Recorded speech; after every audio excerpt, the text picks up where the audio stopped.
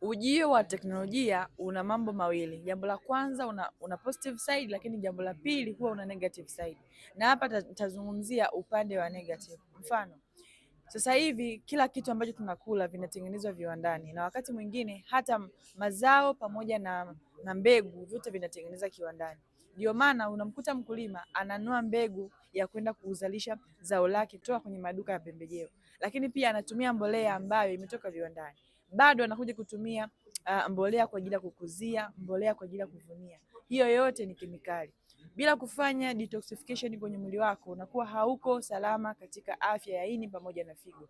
Ni muhimu zaidi kuweza kutumia food supplement kwa lengo la kuondoa kemikali sumu ambazo zinatengenezwa na vyakula ambavyo tunakula ama aina ya mazao ambayo tunakuwa tunayatumia kila siku.